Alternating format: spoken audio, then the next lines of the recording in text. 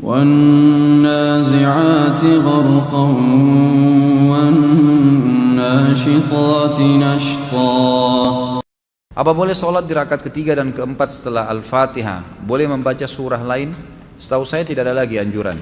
Nabi SAW di dalam hadis Bukhari dikatakan, sholat membaca surah hanya di rakaat 1 dan 2. Rakaat ketiga dan 4 hanya membaca Al-Fatihah.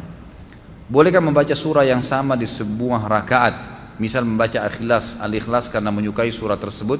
Setahu saya sebaiknya jangan.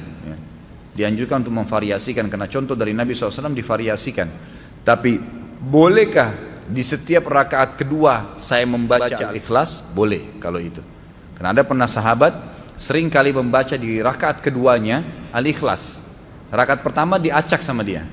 Lalu dilaporkanlah oleh makmum-makmumnya, ya Rasulullah, orang ini kalau sholat selalu di rakaat kedua Al-Ikhlas. Ditanya, kenapa kau baca itu? Tapi ini sholat yang berbeda ya.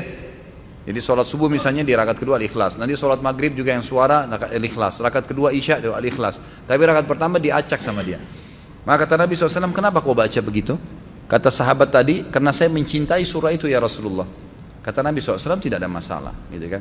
Jadi tidak ada masalah, karena dia suka membaca surah itu. Tapi nggak boleh dalam satu sholat semuanya sama, rakaat pertama Al-Ikhlas, rakaat kedua Al-Ikhlas. Ini masih banyak surah lain, kenapa malas baca? Gitu.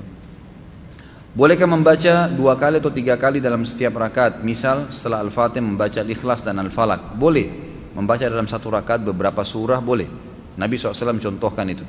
Bolehkah membaca suratannya hanya 1 ayat saja? Misal Al-Baqarah 102 dan rakaat kedua Al-Baqarah 255. Boleh saja, nggak ada masalah. Tapi ulama menganjurkan termasuk adab membaca Al-Quran adalah membaca sampai selesai kalau ayat-ayatnya pendek.